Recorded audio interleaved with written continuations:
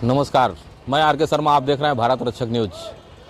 उत्तर प्रदेश के जनपद महाराजगंज के उप संभागीय परिवहन अधिकारी, मैं आज आप लोगों को अवगत करा दूं कि हो जाएं सावधान। ट्राली ट्रैक्टर से व्यवसायी तथा ट्राली ट्रैक्टर से होने वाले कमर्शियल यूज करने वाले लोग हो जाएं सावधान, क्योंकि कोर्ट का मिला सख्त दिशा निर्देश। अब ट्रैक्टर ट्राली से ना ही गिट्टी और ना ही बालू और ना ही मोरंग या किसी प्रकार की व्यवसाय नहीं हो सकेंगे। ईंट भट्टे वाले भी हो जाएं सावधान, क्योंकि ट्रैक्टर ट्राली से ईंट भी नहीं ढोया जा सकेगा।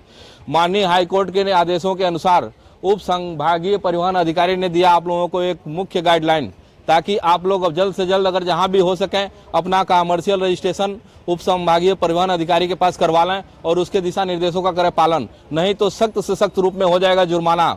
आइए हम मिलवाते हैं आप लोगों को जनपद महाराजगंज के उप संभागीय परिवहन अधिकारी से और देखते हैं वो लोग क्या कहते हैं। और आप लोगों के लिए यह अवगत कराना विशेष जरूरी था, ताकि जहां कहीं भी आप ट्रैक्टर ट्राली से व्यवसाय कर रहे हो वहां के लिए सख्त गाइडलाइन आप लोगों के लिए आने वाली है और सख्त रूप से कानूनी कार्रवाई होने वाली है। अगर जो गाइडलाइन का पालन नहीं करेंगे, नियम का पालन नहीं करेंगे, तो हो सकती है बहुत बड़ी जुर्माना।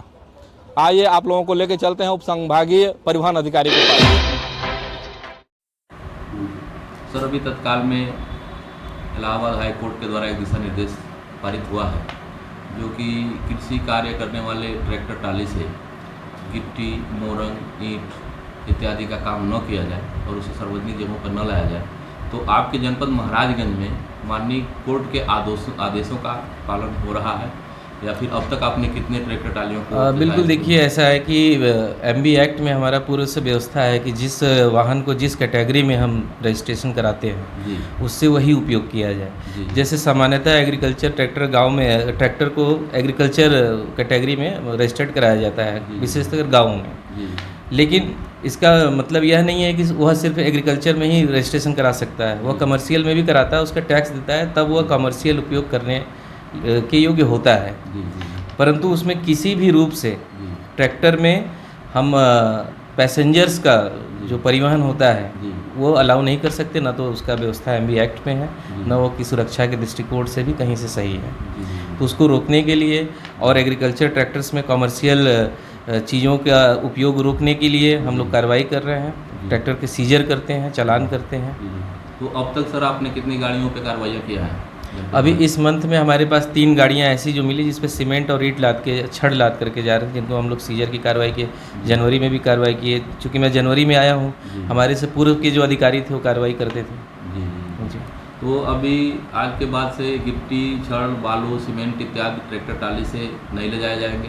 बिल्कुल, ये मेरा अपील है आपके मीडिया के माध्यम से, समाचार चैनल के माध्यम से आप इसको प्रचार प्रसार करें कि चूँकि सीमाएं किसी भी जनपद के बहुत दूरस्थ होती हैं। जी, जी, जी, तो वहाँ पे हम अगर नहीं पहुँच पाते हैं तो मीडिया पहुँच जाती है। जी। तो आपके माध्यम से यह हो जाए कि अगर आप एग्रीकल्चर प्रोडक्ट के लिए अपना ट्रैक्टर रजिस्ट्रेशन कराए हैं तो उसको कमर्शियल यूज़ न करें, अदरवाइज आपके विरुद्ध जो है एमबी एक्ट के प्रावधानों के तहत कार्रवाई की जाएगी और उसका जुर्माना भी बहुत लंबा होता है। जी, जी, जी। तो अभी जितने भी ये गिट्टी बालू के दुकानें हैं, ये लगभग ऐसे ट्रैक्टर ट्राली इनका मुख्य संसाधन है, जैसे ईंट भट्टे भी हुए, तो मुख्य संसाधन निश्चित इसको हम लोग अपने स्तर से चेक भी करेंगे और इनको हम नोटिस भी भेजेंगे। अगर कोई ऐसा बिल्डिंग मटेरियल की दुकान पे इस तरीके से ट्रैक्टर परिवहन पाया जाता है तो उस बिल्डिंग मटेरियल के दुकान वालों के विरुद्ध भी हम लोग कार्रवाई करने का वो करेंगे, प्रावधान करेंगे, उनको नोटिस करेंगे उनको।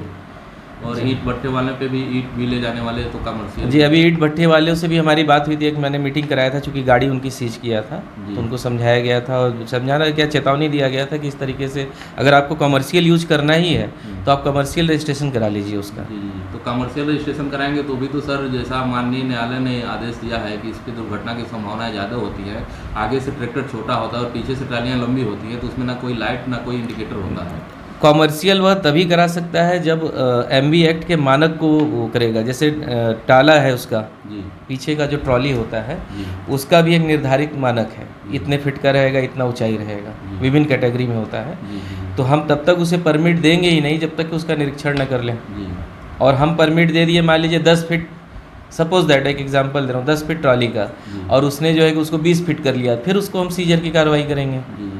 मतलब हर तरह से कमर्शियल यूज में ट्रैक्टर ट्राली को कार्रवाई के अंतर्गत आना ही आना है, और महाराजगंज जनपद के लिए एक खास संदेश अभी ये है। संदेश यह है, संदेश आपके माध्यम से यह है कि जो सबसे खतरनाक चीज़ होता है ट्रैक्टर में पैसेंजर्स का परिवहन कराना, जी वो तो एकदम बंद कर दे, क्योंकि उसमें एमबी एक्ट के कार्रवाई के अलावा जो है आईपीसी के 194 के धारा 194 के तहत भी कार्रवाई बनती है। जी जी जी तो उस पर भी कार्रवाई की जाएगी पैसेंजर्स अगर परिवहन पाए गए उस पर। बाकी ये कॉमर्शियल का भी कार्रवाई निश्चित कॉमर्शियल का एमबी एक्ट के तहत कार्रवाई होगा। ठीक। Thank you. धन्यवाद।